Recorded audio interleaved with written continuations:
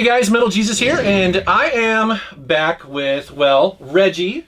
Hello. Hey, and then also I have Doug from Limited Run Games. How's it going, dude? It's good. Hi, I'm Doug from Limited Run Games.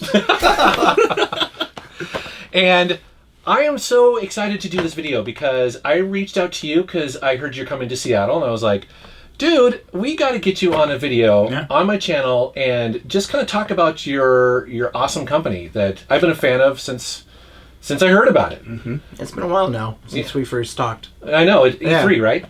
Well, that's the first time we met. Yeah, was that the first time we met? All I remember, and I'll never... no, it was the first time we met. We met. And it's not the first time we talked. Oh, well, that's true. Because I had reached out to you on YouTube, and then it got lost in the interwebs. That's right. Yeah. Well, all I remember, and I'll never forget this, because you blew my mind, is that we're at E3, we're hanging out, and, you know, when people are talking to you, they always want to have this, like, dream list of games that you get to put out on physical form, right? Mm-hmm. Do you remember this? And you're like, oh, what games do you want to see put out in physical form? I was like, oh, man, Shadow Complex. And do you remember your face? You were like... You had this knowing smirk. Oh, yeah. You're like, it's coming. I was like, what?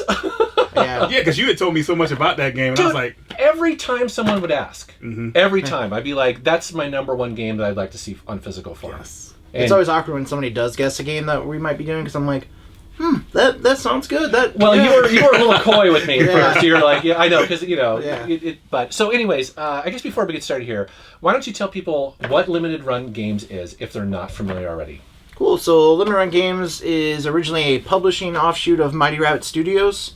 The company was formed by Josh Fairhurst and me, Douglas Bogart. Josh Fairhurst was the president and CEO of Mighty Rabbit Studios. We had just recently run out of money for contract work, and we were about to go under, and he didn't want any of his games to not be preserved, so he came to me and said, hey, I'd like to start this really weird idea of doing physical media, you know, considering everything's dying and all we have is a Vita game to test. Do you want to try it? And if it doesn't work out, we'll just bulldoze the rest of the copies and call it a day. And I was like, sure, let's do it. And we did it, and it was a runaway success. Yeah. Wow. So, well, I mean, you know, that was at a time when everyone was going, oh, it's digital, it's the future, Steam, you know. Yeah. I mean, it was so... from my perspective, it seemed so radical. It's like, here's this little publisher just saying no to digital-only games. We're going to try to put out as many physical copies as possible and do it right. And we originally did it just to be kind of selfish. We were like, we don't want our games that we've worked on to not exist later, and like we want proof. Yeah, exactly. Because I feel like, you know, when it comes to digital media, it doesn't really exist. You know what I mean? Right. Yeah. I mean, I feel hate that to say too. that. Yeah. You know, but a physical is something, you know, look back on as something that, you know, you could hold or whatever. Yeah. But, I'm the same way with my Steam games or even things on GOG.com. You know, I own them technically, I guess, but you know, it's on a server somewhere or it's on my hard drive. It doesn't feel the same. You also own a license, and even then you don't own it. That's true. It could be revoked. Yeah, that's true. I mean, we saw that. We've seen that before with like Xbox 360 games that they lose the license, the Ferrari PS4. license. Yeah.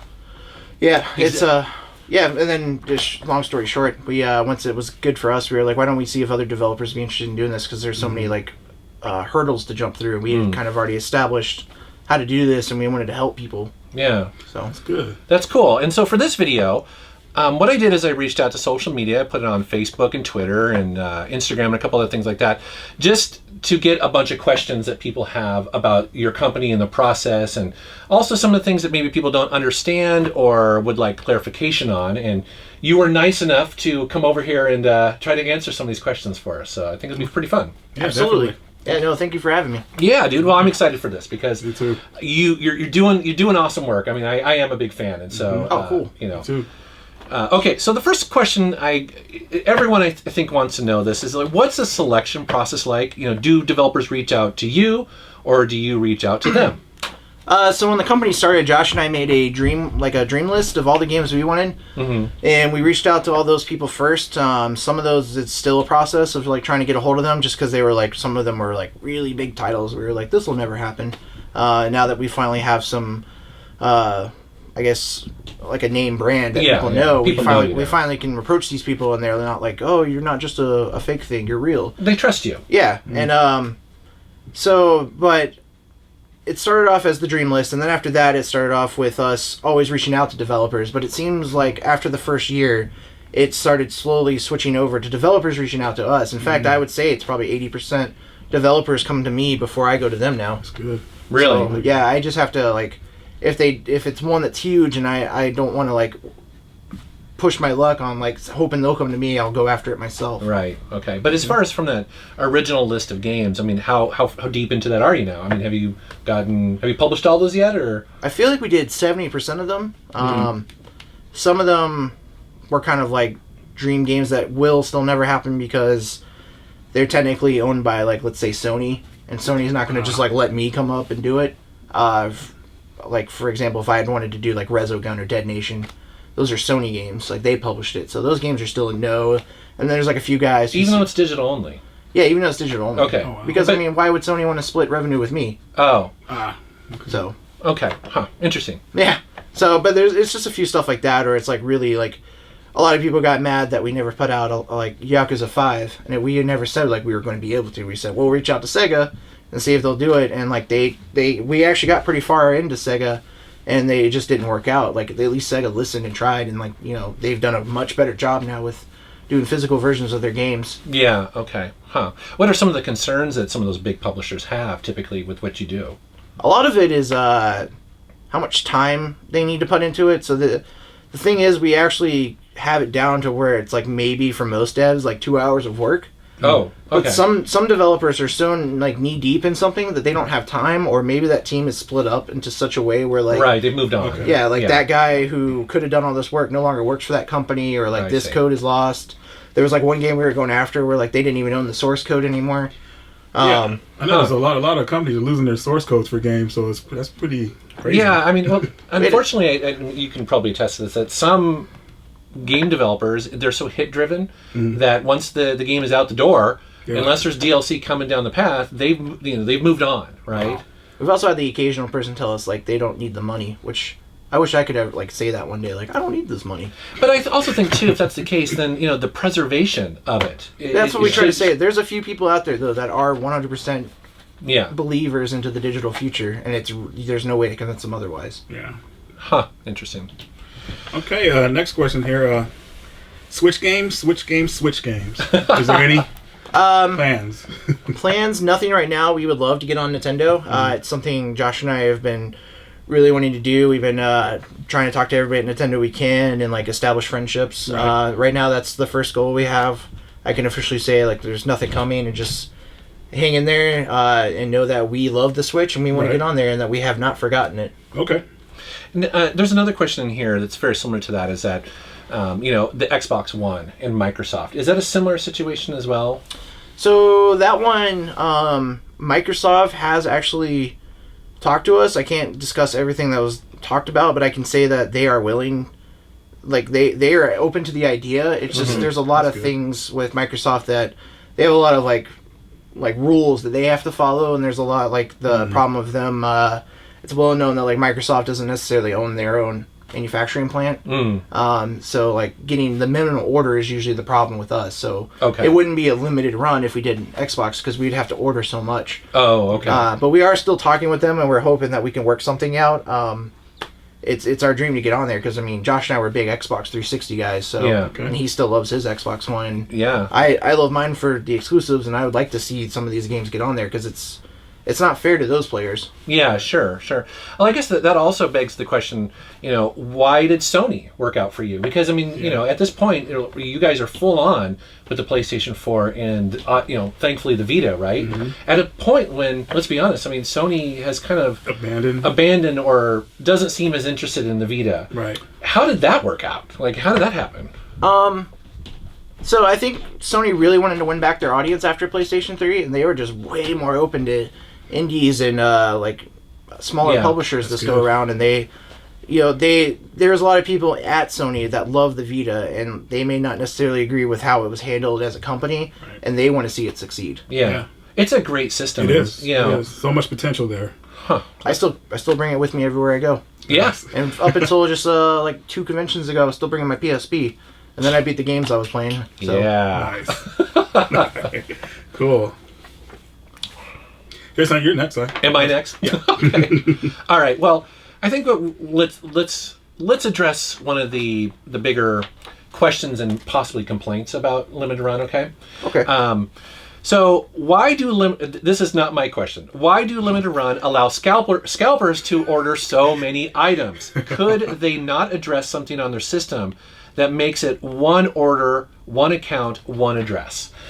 So I feel like this question was asked by somebody who may not follow us because, contrary to belief, we do have limits set. So the typical limit is 2 per customer, and we'd force that. And if anybody breaks that rule, their orders are canceled. And then for like collector's editions, for like Night Trap, for example, and like Wonder Boy, it was set to 1 person, or like 1 per person. Because you knew it'd be crazy. Yeah, and like there's also like a lot of. So, like, when we were first starting out, I think it was not even like then, it was like, even with Shantae, like, I would find households that had bought like a couple copies, and I'm like, whoa, they just broke the limit. And they would legit prove that it was like a husband or like a boyfriend and a girlfriend that both collect, and like that's how they like hooked up, and they both live in the same place. So it was wrong of me to say like it's 2 per household. It should be 2 per person. Right. Because, like, what if you have a brother and sister that collects too? Or, like, what if, times are tough and you're sharing a place with some people. Like, I can't limit it per household. That's not fair all the time. Yeah. So there are limits, and we do try to enforce them. And our goal is to always have enough stock for 2 per person. Yeah. So, okay, so you're addressing sort of like some of the things that you have in place to hopefully prevent scalpers. But, the issue of scalpers is one that comes back time and time again with limited run. Is it just a byproduct of the thing that you're trying to do? Is there anything, So our customer base is made up of gamers and collectors, and some people would like to say some collectors are partly scalpers too, or resellers. Resellers. Yeah. It's a natural ecosystem. The idea is to entice the scalpers, because our goal is to help make developers money. Okay. And I also have like a certain amount I have to print with Sony. So if not enough gamers show up to buy that game, then I can't print enough copies. But if I can make it like a limited version, like, oh, it's only this many, the scalper's going to show up for the resale value, and they're going to help the developer make more money. They're going to help us sell more copies, and infinitely there's going to be more copies out there because these other people showed up that wouldn't have. Right. And so these scalpers are really just people that bought a legitimate copy like everyone else. They're just turning it around the next day and trying to get... and I personally don't feel like it's any of my business to tell you what you can and can't do with your game. Right. Like, you could go buy it, and like, what if, your check bounced and you need to sell your game? You're considered a scalper now because you just sold it, but you don't know the circumstances behind that scalper's life. Yeah. Also, we've done the math, and like the percentage of scalpers like versus our runs on eBay. For example, Wonder Boy, I think it was like 0.2% of our games ended up on eBay. It's really not as rampant as people think. Okay. It's there's not a scalper problem. And I think you can also understand the frustration of people, though, that everybody wants this game, right? Yeah. And it just seems that the frustration is that they turn around on eBay the next day and they see it for $250. And so we have waiting lists too. That's what I like to remind people. We have waiting lists. If you're a big fan of it, like a certain Sears or something, like there was a guy who was really into Night Trap, and he had a tattoo of it and everything. Wow. He got a copy though, because we did cancel a bunch that were people that cheated, and we relisted them. He got a copy during that, but had he not, we were going to take care of him because we saw he was a fan of the series. Oh, okay. Because we reserve some copies for that kind of stuff. Yeah. Well, that's cool. Okay. Yeah, that's great. So yeah, if you're a huge fan, just prove it. Like, we're people too. Yeah. And you're a gamer as well. I mean, obviously, like you mentioned. I feel like gamers and collectors can still be the same thing. Yeah. Yeah. Like, just being in your room, like, you've played most of the games in here, you just told me before this started, and you collect them. Yep. You can do both. Yeah, it's true. Okay, cool. All right, so next question here is, where the heck is Skullgirls? Now, can I say, I did not know what this was about. So, but a couple people asked about Skullgirls. So, please explain to someone who doesn't quite follow it, because I don't really follow. I know what the game is. It's a fighting game, right? Yeah. So just to recap, Skullgirls, we did our very first pre-order. The goal was like, if we get 10,000 pre-orders, we can get the Japanese voices. We can get the rights for it. So we hit it, and then Lab Zero was working with Arc System Works to get the voice rights, but that took months of work. Yeah. It is not easy to do work with Japan. Well, and to record voices, it doesn't happen in a day. I mean, they were already recorded. Oh, they were. Just getting the rights though. Oh, you have to get signatures from all this. There's a whole chain of command, and just dealing with Japan. I love Japanese games, and I don't care that this is such a weird archaic process. They physically mail you contracts to sign. Where in America, I could literally just go into Paint and sign something. And Yeah, it's like, or a this is Thundersign or legal. something like Yeah. that. Right. Simple, yeah. But that was one of the reasons why it was taking a while. Then once that got approved, there was a patch that wouldn't get approved by Sony, so that was another issue. But the PS4 one, as of whenever this video comes out, is close to coming out. Okay. It's about done. The Vita one is hopefully going to be out, at least it has to be out by the end of this year. So I see. we're working on it right now. And so it sounds like you communicate this to people through your social media and stuff like that. We tell them, we update them. I think the problem is maybe it's not spread enough through all social media, but we do post updates, and so does Lab Zero. Okay. Cool. So here's a question. It says, would you consider reprinting some of the more popular titles going forward? Perhaps making your initial limited run be numbered, or reprints maybe have no numbers, or basically trying to differentiate the initial limited run versus something going forward for people maybe who want a physical copy. Is it something you guys have considered, or is it financially possible? I mean, It's something we've considered, but the one time we like brought it up when we first started, we got a lot of backlash for it, and we decided then that we would never ever do a reprint. We also can't do reprints because of how our contracts work. Our contracts actually expire once we've fulfilled a run. So this is what people don't understand. Those rights revert back to the publisher or developer, and they can go and reprint it if they want. So they need to ask the developer for a reprint. And the developer can print their own version with a new cover, and it will be different from the limited run one because we'll have our own a different cover. Like East Asia Soft did it with Soldner. Right. That sounds familiar. Okay, I noticed that. Okay, so it's obviously much more complex than sort of people think. Yeah, I mean and every contract's probably different. Yeah, and we're not going to do it just because we're limited run. It goes against what our name. Right. Okay. Next question here. This is a cool one. Would you guys ever reprint games, PS2 games, like Rule of Rose or? I saw this question. Is that a possibility? Yeah. So digging back into not current gen. It's a possibility. The problem is, it's not an easy thing to do. It's something we're still trying to work out and see if we can do. It's something that we really want to do, and it's something we think would be awesome. And we think because there's a lot of these old PS2 games that they're hard to find now and they're expensive. Yeah. And the only people making money on this are resellers, and it would be awesome to help these developers make money on such a legacy title. Yeah. So it's something we're looking into. It's just the problem is a lot of this stuff is lost in time. Yeah. It's just like the whole source code thing. A lot of these art files or a lot of these the builds themselves are gone. It's hard. Not every game is the same. Yeah. Well, bummer. But it'd be awesome if you do that. Yeah, we want to. I'm sure in some way or form we'll find something. Yeah, there's definitely a lot of people who love Rule of Rose who would love that. Oh, I know. I mean, yeah. So here's an interesting one that kind of comes up every once in a while, is that you guys deal internationally. And this is a question about shipping.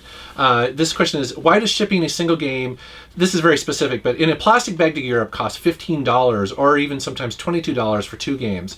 Can you talk about sort of the challenges of shipping and, international versus, domestic, and how do you guys handle all that? Because sometimes, I guess this guy's point here is that it's half of the cost of the game, or sometimes, 3/4 of it.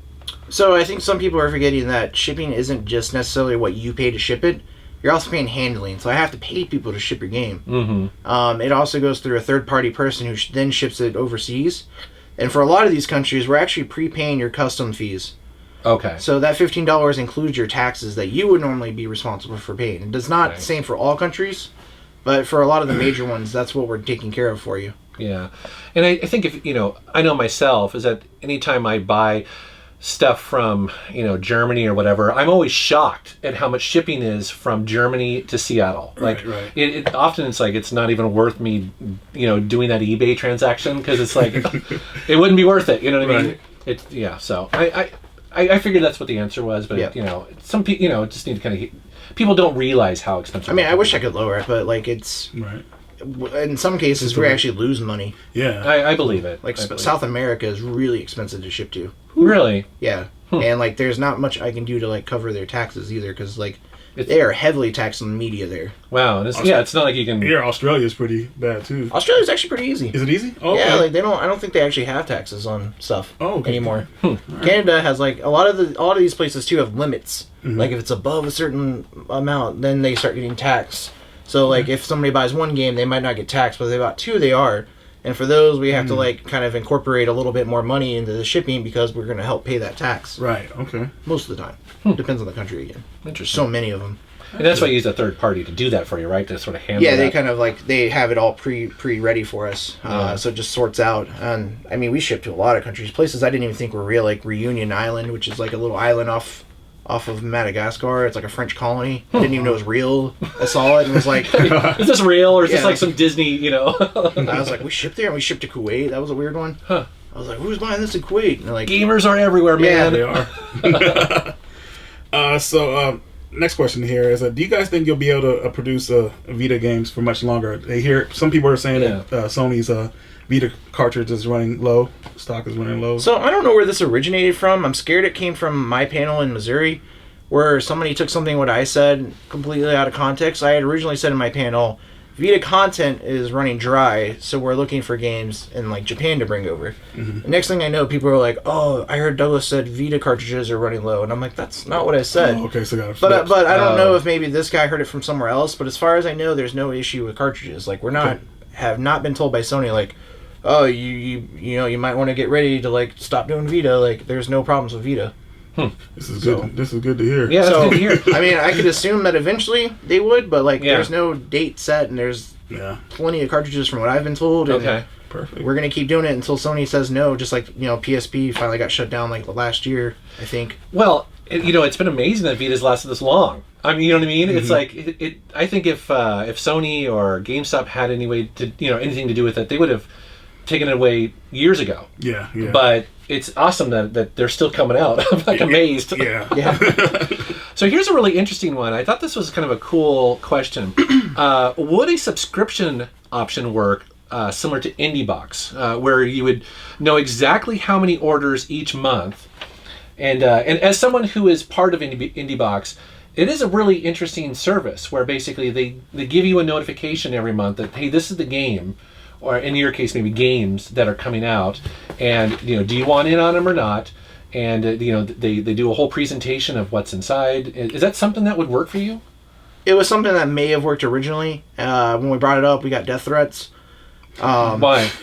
People just didn't want us to change. Okay. It was weird. I was all for it because Josh and I are both IndieBox supporters. We're friends with James, who owns the company. I think actually we got most of our office to sign up for it. Like we're all really big into it, and we thought it was a great idea. The problem with it is there's a couple issues. So one is not all our PS4 games cost the same. As far as licensing, or is that Just the price of like the unit. Like East, for example, that just came out was $30, and then like most of our other games start at $25. Oh, I see what So you're how saying. do I charge a subscription there? And then like, what if I wanted to do a collector's edition? Or what if I release 2 games that month, and then the next month I do 3? Yeah. Like I don't have. Sometimes I have deadlines. I have to get these games out. And the other issue is production. So for a little bit during before this interview, we were having an issue where Sony was in peak season. And what that means is they're busy printing out all the AAA titles and For the fall, probably. for the fall, and they're going to get to us whenever they can. And there's nothing wrong with that. I mean, that's just how the industry works. But like that caused a delay in when our games ship. Yeah. So like I can't guarantee every month that there's going to be a game. Like for example, September is going to be kind of slow for us. But after that, it's going to ramp back up, and then it's going to get slow again. There's going to be like these periods where like I can't keep it consistent. Yeah, that makes sense. So how many games do you guys typically put out a month? Seems like a lot. Yeah. Seems like you guys are busy. The goal is to like stop at 4. Okay. So it's like 2 to 3 would be the nice sweet spot. 2 to 3 a month. Yeah. So okay, so one every. How often do you? It's every week or It's every like every week, but the goal would be to try to do like maybe 2 one week and 1 like in between, like every other week. Is that so you get like a day off or something? You get like a week off because some people get paid bi-weekly. Like maybe give them a little break. I can imagine the reason why I say that is because if you did it every week, I mean, when would you? Yeah, it's tough. And like you can't. Something I was told a long time ago in sales though is like don't help the customer out by basically thinking about what's in your wallet. Like don't assume a customer can't afford it, because a lot of these customers can't afford it, and I shouldn't assume that like maybe they can't. A lot of them can't either. So like, if I have 4 games come out that month and somebody's like, it's too much, I don't have enough money, it's like, well, I'm sorry, like I can't just do this for you. Well, it sounds like you're, because you have so many people coming at you now as far as developers, that is that list of potential games getting longer and longer? It must. It is. We actually we finally had to start saying no to some games, which was really tough because we realized we can't, in order to grow the business, we can't keep doing like strictly small indie games. We need to start going for after like more mid-tier games like Night Trap, right, to like AA games. Yeah. Ease has got to be one of those as well. Yeah, and like we have to, like Wonder Boy, we need more of those because we need to like grow the market, and it's tough because there's just not enough weeks in the year. Yeah, like I need more weeks. All right, so here's a question. You say that you're sold out on your website, but you have extra for YouTubers and events. So I feel like I was part of this. Yeah, me too. So out of every run we do, we reserve a certain amount for replacements, because if I say I sold 5,000 of this game, and I actually sold all 5,000, and your game gets lost or damaged, like, you're just screwed. Right. If you just went to the max, right? Yeah, you're going to open a PayPal dispute against me, I'm going to lose, maybe your game did even arrive, and then I just got lost the money plus the game. Or, like, we get somebody who nitpicks the shrink wrap, like, I need something to replace it with. Also, like, when we go to these events, it's not free, so I have to, like, pay for my event. So we withhold a certain amount so that way we can have something to sell later. Also, we keep stuff for marketing, promotions, and then also, like, exposure with you guys. So, like, to the media, basically. The media. Like, I need to be able to send these out, and then we also sometimes just reserve some just in case, like, if we think something's going to go wrong. Right, okay. Like, for example, and these are good ones, Oddworld. When we first sold Oddworld New and Tasty, 300 of those got lost in French Customs because Josh and I were trying to help. We didn't have a thing where that it could prepay your taxes yet, so we thought by declaring the value lower would be a safe bet, and Customs quickly figured that out and assigned a higher value than it was even worth. Oh. So it was a $30 they game. see 300 of them coming through. They know you're a business. Well, they also assumed it was a PS4 game, just a PS4 game, so they were like, oh, it's not actually $30, it's $60. And then they charged. Oh, interesting. Okay. Then they charged taxes on that, and a lot of people didn't get them, or like they just got lost, or they never got a notification. We lost 300 of them. Wow. There was another instance where we lost 100 Shantae because all these things that were supposed to go overseas somehow went through USPS with fake labels, and like some of them still made it, which is weird because it had no postage. Huh. But like there was 100 of those just missing, and like we have to keep copies in case like something like that happens. Okay, well that makes sense, you know. But I think it's important for people to hear that because they don't necessarily know how the business side of it works, and that those are things that people just don't think about. You know? Definitely. Have you guys ever thought about opening a physical location if possible, like just a I love this idea, a physical location. Yeah. So we have like a lobby area in our office now that's just like for extra packing, but it's such a wasted space. The idea was like it'd be cool if we could turn this into like a kind of like an old retro game store / cafe type of deal where like you could hang out with people. Give out your address on this video. How many people would show up? Yeah. So when we get into our new office, the idea is like maybe we'll set up an area like that, and like one of our guys works part-time at a barcade, and it would be like the whole thing. Like we could never get an alcohol license because that's just that, and I personally don't think alcohol and games mix in a lot of settings because I don't want people throwing up on stuff. Like, there's nothing like sitting in an arcade. We have a couple barcades here that I'll have to take you to, but okay. Yeah, well, we have one where we're at, and they have like the Jurassic Park game where you get in, and then you hear your friend who works there is like, "Man, somebody puked on that the other day," and you're like, "Oh, just kidding, I don't want to play this now." Yeah. So like, I like to keep that a little bit cleaner. But yeah, we would love to do it because that's just like, again, it goes with our whole thing. That's like why we support mom and pop shops now and like sell our games to them. Yeah, that's true.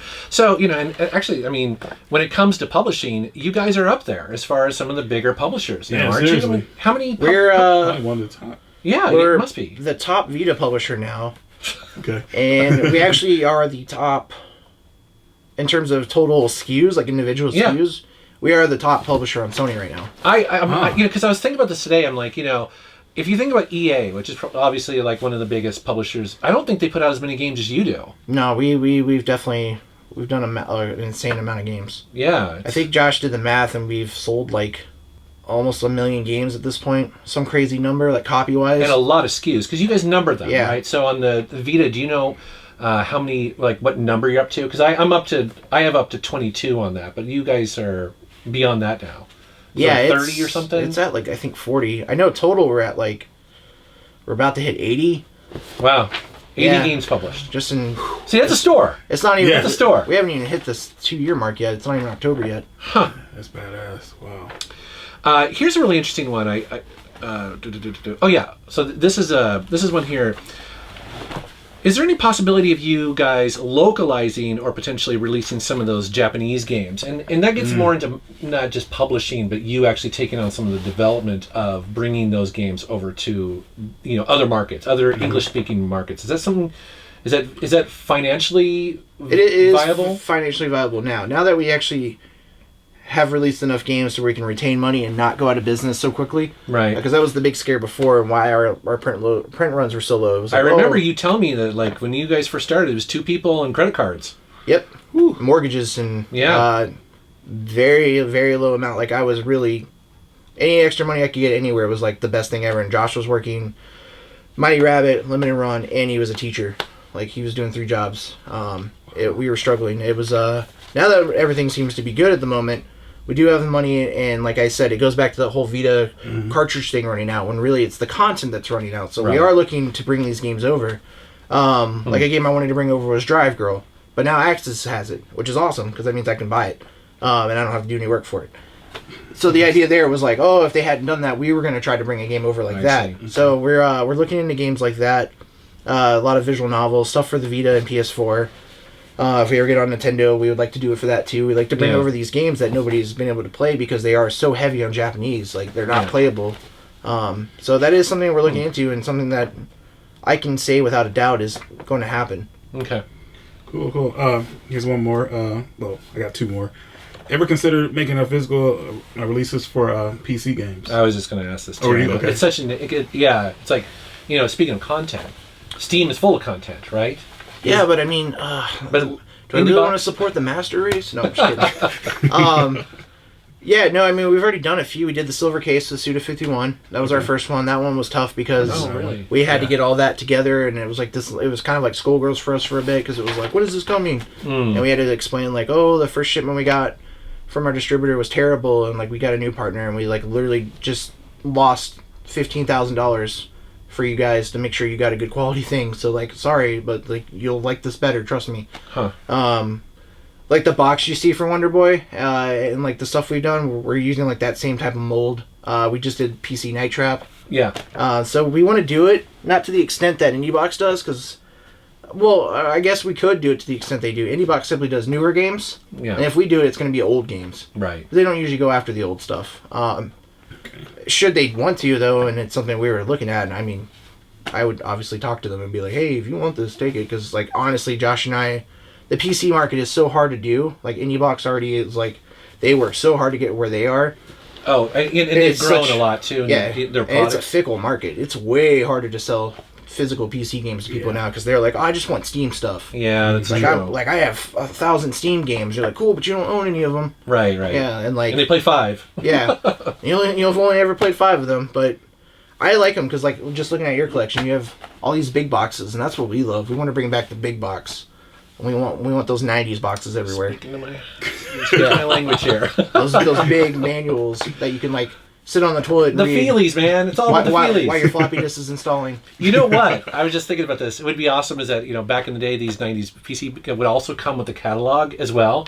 You could have the biggest catalog ever. Yeah. 85 games or something like that. It would be awesome. I also just want to bring back floppy disks. We had somebody ask us if we could release their games a floppy disk, and we're like, how big is your game? And they told us, we're like, okay, so that would be 1,180 floppy disks. We could sell one of these. Which would be pretty, yeah. It'd be one copy. And then one of them gets corrupted. Halfway through, and you got to start over. We dealt with that at Sierra. Some of our games, some of the later games that had a bunch of music and all that sort of stuff, 13 floppies. And you knew that one of them would, potentially be corrupt because it was so easy to do, It's brutal. Did you get in a cat fight with a cat? I got a kitten. Yeah, I mean, I saw it, but you literally got into an actual cat fight. He has his little milk teeth, and so he just likes to chew. Yeah. Those are teeth marks? But it's like needles. Yeah, he's very sweet, though. Oh, you playing with needles? Cat needles. Cat needles. Cat scratch fever. Do you have any oranges? I got 2 more. I think we just have... Yeah, go ahead. I thought you said you got any oranges. Oh. And I was like, why would he have those? But this is a question from David. He said, I noticed that Doug is a sucker for stroopwafel. Does he have Dutch ancestry? I do. I am. What is that? Yeah, stroopwafels. They're like these little tiny like waffle things. The idea is like it's kind of like a giant cookie. Okay. And you put it over your coffee and it warms it up and like there's syrup in it and it kind of like softens the syrup. That sounds amazing. It's amazing. You don't have to do that. You can actually just eat them too. Like I do that because I don't really drink coffee anymore because of kidney stones. Right. But, That's right. Wow. He was dealing with those for a while. Yeah, I was dead last year when this happened. I had a lot of people be like, "Oh, I had a great time meeting you," and I'm like, "I was drugged." I remember you tweeting about that. It was rough. But yeah, they're amazing, and yeah, I'm half Finnish, so it makes sense. How did this person know that though? Are they just following you on social media? It's a Dutch thing. It's the Netherlands. It's like Finland, Norway. It's a huge thing. Yeah, they were following me because I was going through this weird phase where I was like, "Man, it'd be cool if Stroopwafels would sponsor me," and then I get a DM that's like, "Hey, would you like some Stroopwafels from Dalemans?" Huh. And I was like, yes. Yes, please. So I started like eating them on my streams, and I was like, this stream's been brought to you by Stroopwafels. Not really, but you should buy them. And then I would just eat them and be like, starting off my day with Stroopwafels. Oh, really? This good joke. Okay. Huh. So, but they are delicious. Okay, and last question. This is my personal question. Sure. Have you ever played Freedom Planet? Yes, that is one I definitely went because I mean, I would argue that before Sonic Mania, that was like that's the last true good Sonic game. Yeah, seriously. Well, that's awesome. That means we both want the same thing. Yeah, so. I've been fighting for that for a while. Awesome. So hopefully I can get it one day. Awesome. That also, I mean, another question similar to that. You know, you guys have put out so many games. What are some of the ones you're most proud of? You know, some of the games that you got that you really are just like, yes, we published this one. I can speak vaguely on what Josh likes, and then I know what I like, and then I feel like I know what the company likes. So, triumphs for me would be like Ray Gaigan. It's a Bandai Namco game. That was a game I said when we started the company. I was like, I'm going to try to get this game physical. And everybody was like, go for it. And then I finally did it. Because there was this big joke that it was coming, because I used to I kept posting these Everybody Loves Raymond pictures. So the joke was Everybody Loves Ray Gaigan. Right. Because I would post his face on a giant. So it was like Ray Giant, but it was bad. I'm proud of that one. There's some that finally got signed that I had been working on for 2 years that are coming out. They're Japanese. And they're on Vita. Those are going to be huge. Those I'm extremely proud of. Those are almost kind of like... intrigued. Yeah. Those are ones that I'm like, once those are done, I might just be like, I'm done. Really? I think this is my swan song. Shantae was huge for us. Shadow Complex was a big one for Josh personally. Yes. Because he played that game on 360 during a rough time in his life. So that was kind of like I actually own this game now. Yeah. Oddworld was a huge accomplishment because they were like the first third party to support us. Yeah, I remember that. It was a big deal. And we were just kind of like, I don't know why you guys are talking to us. If this was a mistake, we're just going to keep going with this. And thank you. And I'm trying to think what else. Man, Night Trap was huge. So many people were so stunned about that. Yeah. Night Trap's coming back, remastered. And especially the Kickstarter. I think the Kickstarter recently that had failed, so it kind of died out. So just to come back like this, like, whoa, physical copy for this game. And it's just, that one was like a complete remake. Okay. That's what it was? Like new footage and stuff? Is that what that was? I think so, yeah. And this one was this was like a remaster. Remaster, yeah. It was done amazingly by Tyler at Screaming Villains, and he was really cool because we kept saying like, hey, what if we did this for a collector's edition? He was like, okay. Like, what if we did a cassette? Okay. He just kept adding it. He was just like, whatever you want to do. And we're like, awesome. Sweet! Yeah, and then that one was nice. Wonder Boy was a huge one for us too. Oh yeah. East Origin. Don MU. Didn't Don MU hang out with you here? They did. I had such Surreal.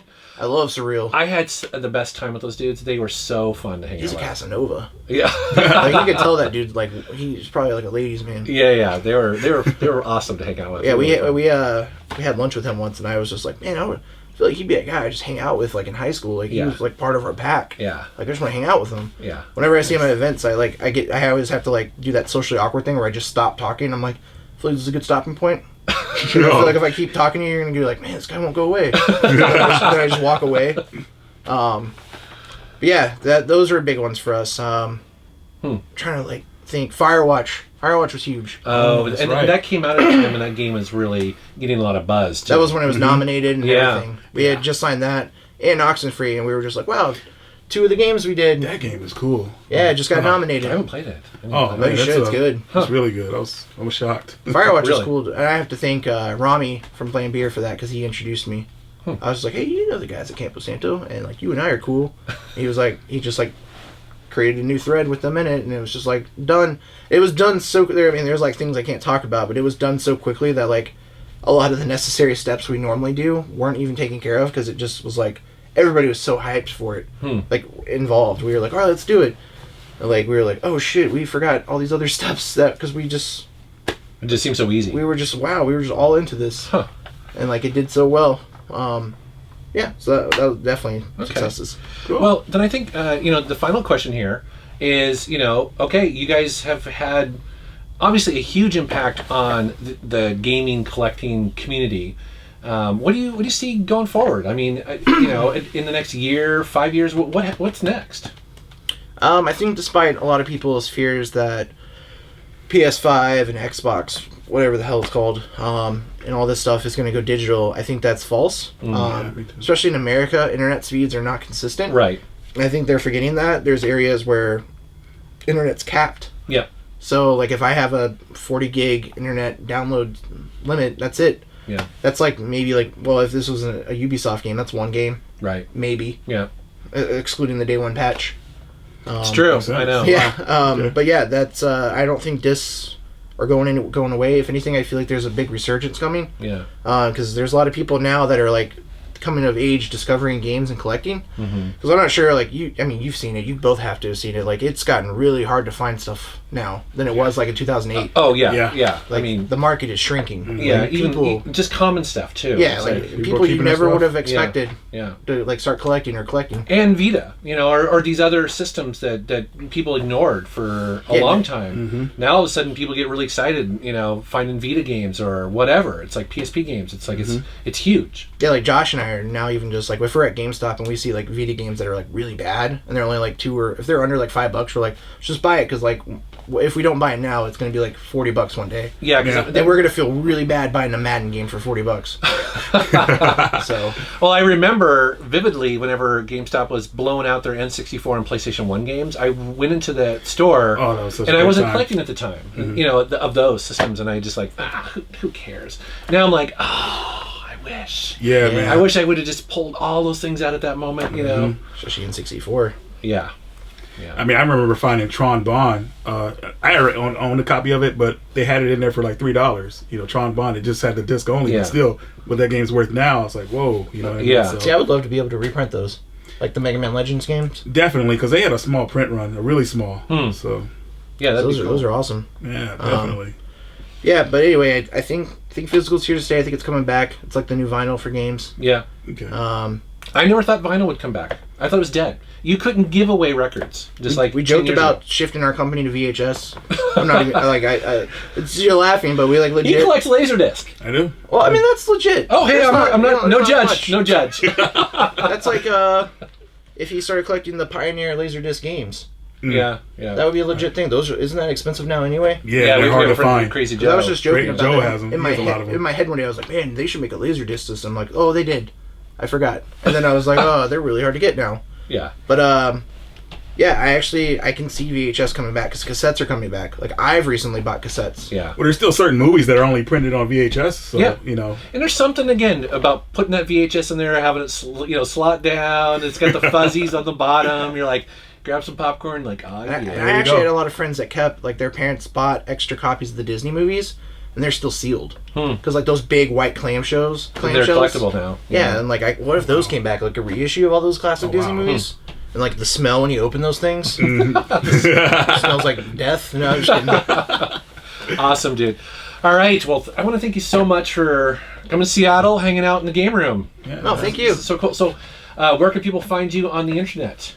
You can go to our website at limitedrungames.com. You can follow us on Twitter at limitedrun. Follow me at limitedrundoug on Twitter. We have an Instagram, Facebook, no Tumblr. That would be a little weird. Live Journal. No, I'm just kidding. Live Journal. You can chat with us on AIM. I'm just gonna keep going. Dude, I want to do a live journal. I completely forgot about that. Or Zanga. What? You don't remember Zanga? ICQ. Do you remember? No, that's not really. ICQ is really old. Yeah. Yeah. You just. Now I feel. Oh, that was kind of an insult. I didn't mean it like that. Like, we have one guy in the office that still uses it, and I'm like, why are you still using Seriously? it? Yeah. Oh, dude. I used to love it back in the day. I didn't understand it. Like, that was like, it's a generation thing. Yeah, Like, for me, AIM was like where it was at. Oh, totally. And like, I had the rare friend who was like, hey, you want to get on Yahoo Messenger? And I'm like, what? Like, why? AIM 4.0, man. I mean, that's everybody was on that. I mean, that was live. I mean, Yeah. That was my first experience with the internet. So. Oh, yeah. Awesome. All right, guys. Thanks very much for watching. Thanks for subscribing, and take care. I want to again thank Doug for coming on my channel and sitting down in the game room and answering some questions. It was really cool to get a behind-the-scenes look at what it takes to run limited run games. I mean, I don't think there's a blueprint for it. I think they're kind of paving the way for this kind of physical distribution publishing thing, and I for one, I'm very grateful at what they do, and it was a cool opportunity to hang out with them. Also, thanks to Reggie as well. I was really excited that Reggie was going to be able to be there and help me out with it. So let me know what you guys think. Take care.